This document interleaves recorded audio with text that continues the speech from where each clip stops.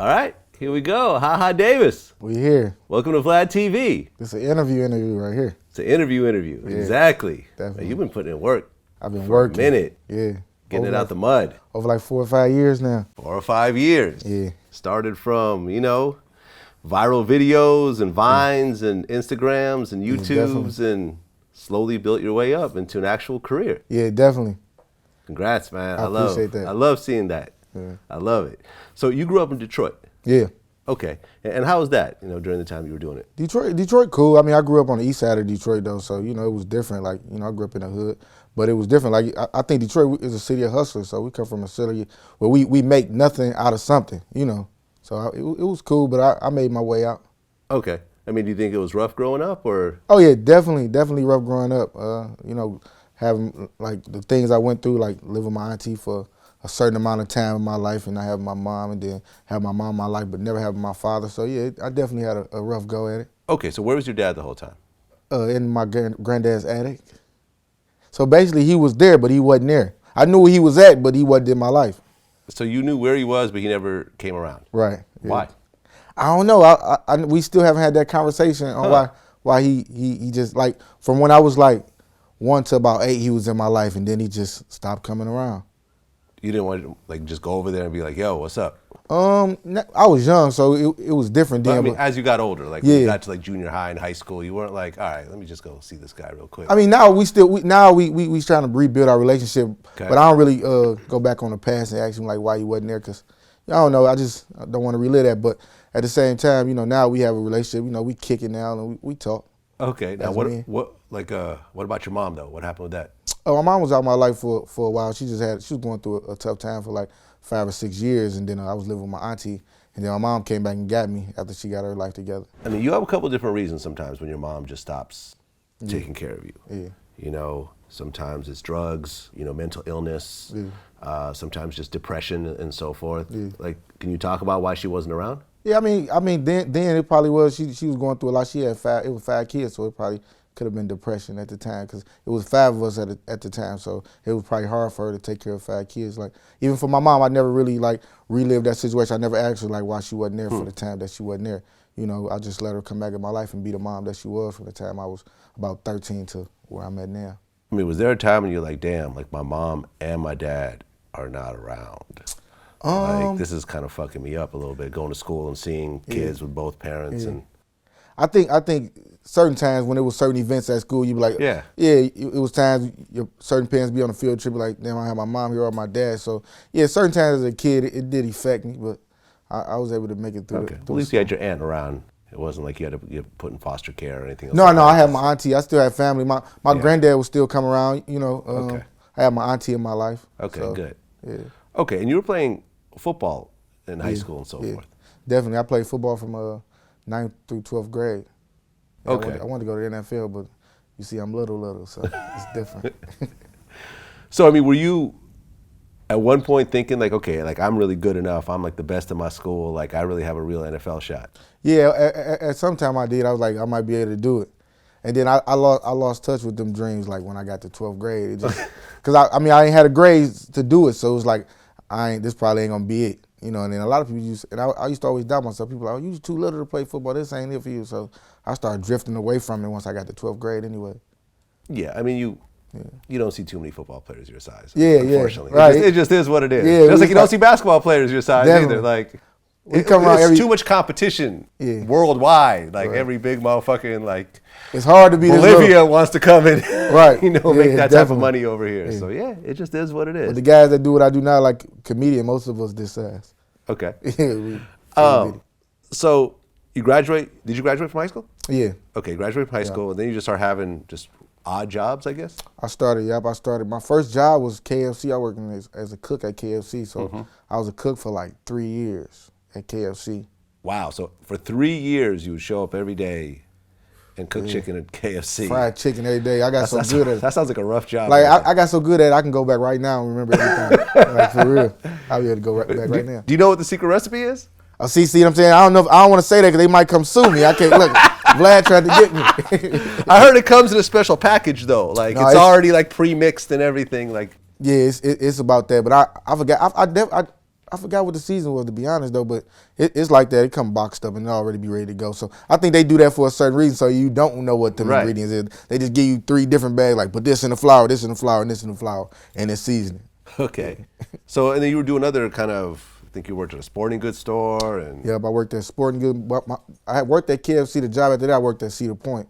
And you probably, where you from? The Bay. So you wouldn't know what Cedar Point is. It's like an amusement park. It's like Disney World, okay. But it's like for the Midwest, like Chicago, New York, all the people on that side, Detroit. So it's I worked at Cedar Point as a cook there at a restaurant called Perkins. I worked there for 2 seasons. So you were getting your cooking on. Yeah. You throw down in the kitchen? Yeah. Okay. I mean, one thing I know how to do for sure is cook some chicken. Fry some chicken for sure. I can cook a few things, but chicken for sure. Kill it. Yeah, I throw down on some chicken. That's easy. Okay. Did you think at one point maybe I'm going to be like a professional cook, like go to cooking school and really try to elevate that part? To be honest, I left Cedar Point, and then I did the job at a sporting good. But I tried to go work at a place called the Kalahari. So I was trying to be a cook there, and you had to be like, they wanted certain like things for you to have, but I ain't had that. So yeah, at one point I wanted to be a cook. Yeah, definitely. So you're doing kind of odd jobs. You know, I mean, well, you don't have a career yet. Right. You're just doing things to pay your bills. Yeah, definitely. And at what point did you start thinking about the comedy? I started thinking about the comedy in 2012. Okay. Yeah, 2012. That was like my last year working at Cedar Point. And then I started, I was doing videos in the room with my homie. They like, man, that shit is corny. Stop doing that.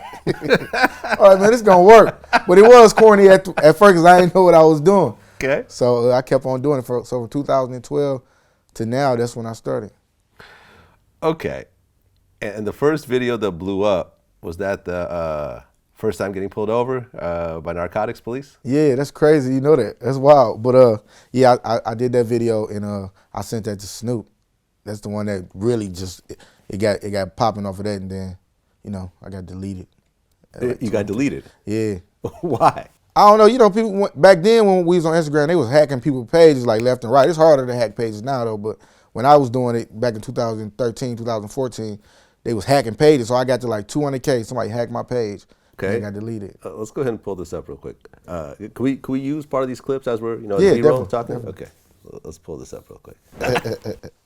That's classic. That's classic right there. That's classic. And your style has always been like there's a dude yelling. Yeah. That you can't actually see. Right. I mean, you can see the cop, but you can't see his actual head. Right. And you do the yelling part yourself. Yeah. You do the voiceover. Yeah, a lot of people don't know that be me. They be like, who be doing the yelling? I be like, I do all that. I do the yelling. No, I figured that out pretty fast. Okay, and is that how it started, or did you kind of ease into that kind of style? No, I started off just doing regular videos. I was doing just regular videos, and then I created my character, the Pops. But I was just riding on the freeway one day, and I said big fella, so that's where the voiceovers came from when I created the word big fella in my videos. Okay. Yeah. And pretty much all your videos is somebody yelling. Yeah, well, yeah. Then now I'm doing a little different because, I mean, that yelling catch up with you after a certain amount of time. So tears up your throat? Yeah, definitely. And I got a lot of headaches from doing that back then. So I slowed down on that. I don't really do too much yelling no more. I do videos called Thoughts Of, so I don't got to yell much no more. I feel like I used to host mixtapes, because I came from the mixtape DJ side, and doing a bunch of mixtape hostings and yelling to the mic. That starts to kind of. You get home like, hold on, I had all type of migraines in the back of the head. Like, hold on.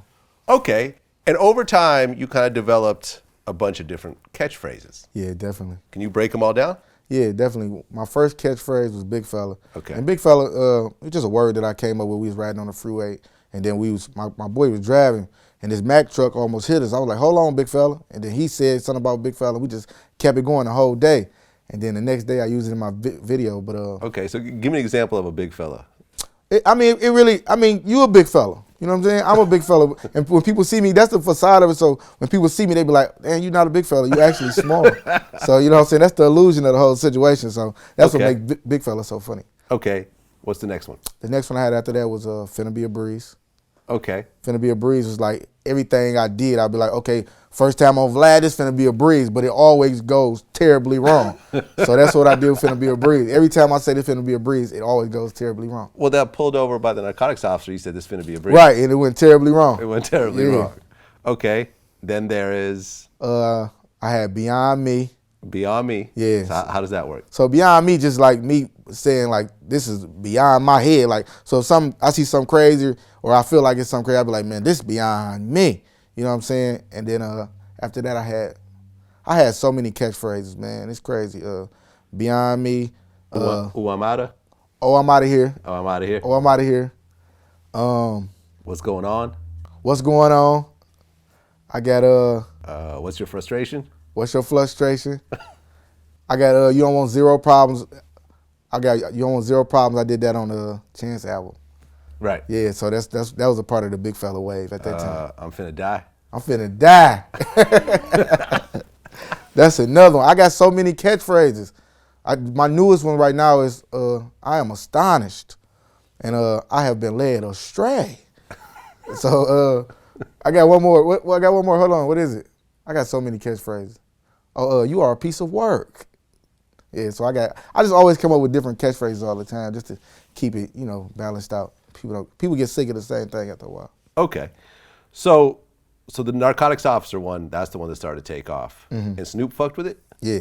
Okay, so he, I guess, DM'd you or? Well, Snoop had followed me. So Snoop been following me since like 2015. Like I still got the picture on my phone when he followed me. That was like the first celebrity. I'm like, hold on.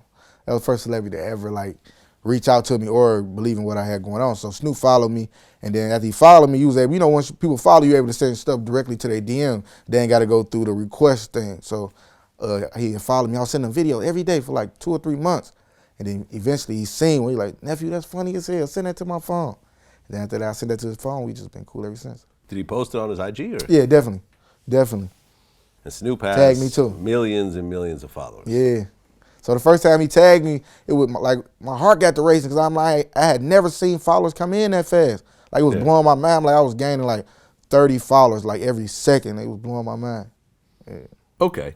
And you reached a point where you thought you were just going to quit because your followers weren't going up and what you were doing wasn't really working. Yeah, definitely.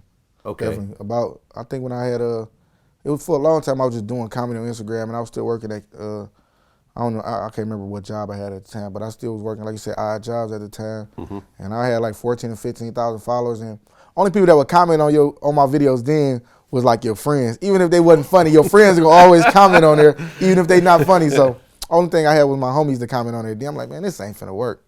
Okay. But I kept on going.